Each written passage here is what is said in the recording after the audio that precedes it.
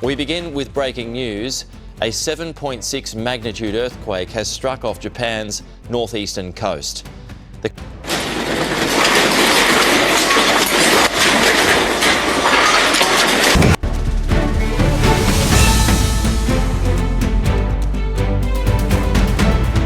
ዕለቱ የዲሴምበር ወር ቀዝቃዛ ምሽት ነው። ሰዓቱ ደግሞ ከሌሊቱ 5 ሰዓት ከ15 ደቂቃ ላይ ያመለክታል። አብዛኛው የጃፓን ሕዝብ ከቀኑ ውጣ ውረድ አረፍ ብሎም ሞቅ ወዳለ አልጋው ተሸሽጓል። ከተሞች በጸጥታ ተውጠዋል። ነገር ግን ይህ ሰላማዊ ምሽት በሰከንዶች ውስጥ ወደ አስፈሪ ሲኦል ይቀየራል ብሎ ያሰበ ማንም አልነበረም።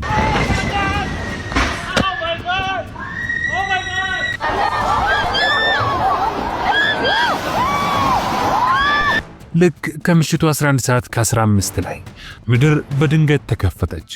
በአዮሞሪ የባህር ዳርቻ አቅራቢያ የተነሳውና ሬክተር ስኬሉ 7.6 የተመዘገበው እጅግ ግዙፍ የመሬት መንቀጥቀጥ የጃፓንን ሰሜናዊ ክፍል ደምስሶት አለፈ ለማለት ያስችላል። አስቡት፣ በሌሊት ጨለማ መሬቱ ሲንቀጠቀጥ፣ ቤታችሁ ሲወዛወዝና የት እንደምትሸሸጉ ግራ ሲገባችሁ። ይህ ክስተት ተራ የመሬት መንቀጥቀጥ አልነበረም። ቤቶችን እንደ አሻንጉሊት ያወዛወዘ፣ ሰማይ ጠቀስ ሕንፃዎችን እንደ መርከብ ያንሳፈፈ፣ እናም በሺዎች የሚቆጠሩ ሰዎችን በሌሊት ከቤታቸው ያስወጣም አስደንጋጭ ክስተት ነበር። ዛሬ ስለዚህ አስፈሪ ምሽት ስለተከተለው የሱናሚ ማስጠንቀቂያና የጃፓን ቴክኖሎጂ በሚሊዮን የሚቆጠሩ ሰዎችን እንዴት ከሞት እንደታደገ በዝርዝር እንመለከታለን። ዝግጁ ከሆናችሁ ወደ ዝርዝሩ እንላለን።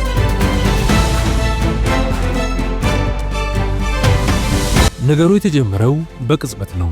የመሬት መንቀጥቀጡ ማዕከል ለባህር ዳርቻው በጣም ቅርብ ስለነበረ የመሬት ውስጥ ሞገዱ ወይንም ሾክ ዌቭ ወደ ከተማዋ ለመድረስ የፈጀበት ሰከንዶች ብቻ ናቸው። ሰዎች ከአልጋቸው እየተወረወሩ ነው የነቁት። የከተማው ነዋሪዎች እንደተናገሩት ከሆነም ንዝረቱ በጣም ኃይለኛ ከመሆኑ የተነሳ በእግር መቆም ፈጽሞ የማይታሰብ ነበረ። ቤቶች ልክ እንደ ካርቶን ሲተጣጠፉ፣ የኪችን ካቢኔቶች ሲከፈቱና ሳህኖች እንደ ጥይት ሲፈናጠሩ ይታዩ ነበር። ቴሌቪዥኖች፣ ፍሪጆችና ከባድ የቤት ዕቃዎች ከአንዱ ግድግዳ ወደ ሌላው ይላተሙ ነበር። ነገር ግን ነገሩ በዚህም ብቻ አላበቃም። በተለይ በሰማይ ጠቀስ ሕንፃዎች ውስጥ የነበሩ ሰዎች ያጋጠማቸው ነገር በጣም የተለየና ያስፈሪ ነበር።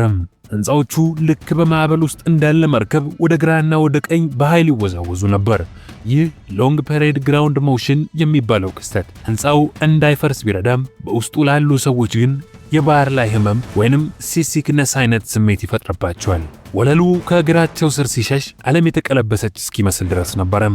ከውጭ ያሉ የደህንነት ካሜራዎች እንደሚያሳዩት የመንገድ መብራቶች እንደ አምፖል ሲርገበገቡ፣ ዛፎች ከነስራቸው እስኪነቀሉ ሲደርሱ፣ እናም ሰዎች በፍርሃት በባዶ እግራቸው አንዳንዱም በለበሱት የሌሊት ልብስ ፒጃማ ወደ ውጪ ሲሮጡ ነበረ። ያ ሁሉ ጩኸት፣ ያ ሁሉ ንዝረት፣ ግን የከፋው ነገር ገና አልመጣም ነበረ።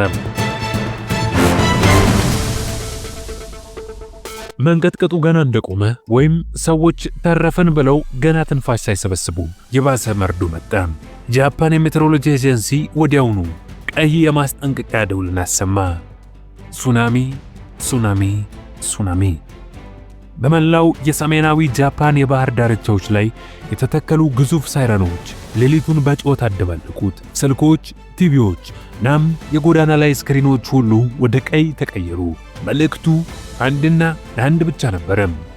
ወዲያውኑ ወደ ከፍተኛ ቦታዎች ሽሹ፣ አሁኑኑ ተፈናቀሉ የሚል።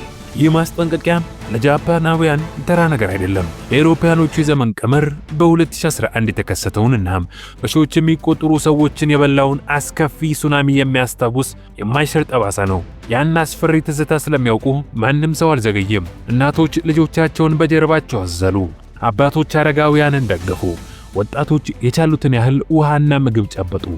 ሁሉም ወደ ተራራማ ቦታዎች መሮጥ ጀመሩ። በዚያን ሰዓት የነበረውን ሁኔታ እስቲ በምናባችሁ ሳሉት። በጨለማ ወደ ላይ የሚወስዱ መንገዶች በሙሉ በመኪናዎች ተጨናነቁ። መኪናዎች መንቀሳቀስ ስላልቻሉ የሆርን ወይንም የጥሩምባ ድምፅ አካባቢውን ሞላው። የድሮን ምስሎች እንደሚያሳዩት የመኪና መብራቶች ልክ እንደ ወንዝ ተራራውን ሲወጡ ይታዩ ነበር። የትራፊክ መጨናነቁ እየባሰ ሲሄድ ሰዎች ከባድ ውሳኔን ለመወሰን ተገደዱ። መኪኖቻቸውን መንገድ ላይ ጥለው በጨለማውና በብርዱ በእግራቸው ዳገቱን መውጣት ጀመሩ። ጎረቤት ለጎረቤት ሲረዳዳ፣ ሰዎችም እጅ ለእጅ ተያይዘው ሲወጡ በፍርሃት የሚጮሁ ሕፃናት ድምፅ ሲሰማ ይህ እውነተኛ የሞትና የሽረት ትግል ነበረ። ምክንያቱም ሱናሚ አታላይ ነው። የመጀመሪያው ማዕበል ትንሽ መስሎ ሁለተኛው ወይንም ሶስተኛው ገዳይ ሆኖ ሊመጣ ይችላል። ግን በዚህ ሁሉ መሃል አንድ የሚገርም ነገር አለ። 7.6 ማግኒቲዩድ ማለት ቀላል የሚባል የመሬት መንቀጥቀጥ አይደለም። በሌላ ሀገር ቢሆን ኖሮ ከተሞች ሙሉ በሙሉ ፈራርሰው በሺዎች የሚቆጠሩ ሰዎች የሚሞቱ ነበረ። ጃፓን ግን ተረፈች። እንዴት? ሚስጥሩ ያለው ጃፓን በገነባችው አስደናቂ ቴክኖሎጂና የምህንድስና ጥበብ ነው። አንደኛ፣ የቅድመ ማስጠንቀቂያ ሲስተም ወይንም ኤርሊ ዋርኒንግ ሲስተም። የመሬት መንቀጥቀጡ እንደተፈጠረ ዋናው አጥፊ ንዝረት ወይንም ኤስ ዌቭስ ከተማዋን ከመምታቱ በፊት ሴንሰሮች መረጃውን ልከው በሚሊዮን የሚቆጠሩ ሰዎች ስልክ ላይ ተጠንቀቁ የሚል መልእክት በሰከንዶች ውስጥ ደረሰ። እነዚህ ጥቂት ሰከንዶች ሰዎች ከጠረጴዛ ስር እንዲደበቁ ወይም ጋዝ እንዲያጠፉ እድል ሰጣቸው። ሁለተኛ፣ ስማርት ህንፃዎች። ቅድም እንዳልኩት ህንፃዎቹ መፍረስ ሳይሆን መወዛወዝ ነው የጀመሩት። ይህ በዲዛይን የታሰበበት ነው። ህንፃው ከመሬት እንቅስቃሴ ጋር አብሮ እንዲወዛወዝ ተደርጎ ስለተሰራም አይሰበርም። አሳንሰሮች በራስ ሰር ይቆማሉ። ጋዝ በራስ ሰር ይዘጋል። ባቡሮች ፍጥነታቸውን ይቀንሳሉ። ይህ ሁሉ በሰከንዶች ውስጥ የሚከናወን የቴክኖሎጂ ተአምር ነው። ማግስቱ ፀሐይ ስትወጣ የአደጋው መጠን በግልጽ ታየ። እንደ ዕድል ሆኖ ምንም አይነት ህንፃ አልፈራረሰም። ድልድዮች አልተሰባበሩም። ነገር ግን የውስጥ ጉዳቱ በስፋት ይታይ ነበር። ሱፐርማርኬቶች ውስጥ ያሉ ዕቃዎች ተሽቀንጥረው ወድቀዋል። የመንገድ መሰንጠቆችም ታይተዋል። አንዳንድ የቆዩ ቤቶች ጣሪያቸው ፈራርሰዋል። በጣም የሚያስደስተው ነገር ግን በዚህ ግዙፍ አደጋ ውስጥ ምንም አይነት የከፋ የሰው ሕይወት አለመጥፋቱ ነው። የተመዘገበው ጉዳት በጣም ቀላል ነበር። ይህም ጃፓኖች ለደህንነት የሚሰጡትን ቦታና ዝግጁነታቸውን ያሳያል። የኒኩሌር ጣቢያዎችም ምንም አይነት ችግር እንዳልገጠማቸው ተረጋግጧል። ይሁን እንጂ በሰዎች ልቦና ውስጥ የፈጠረው ድንጋጤ ግን ቀላል የሚባል አይደለም።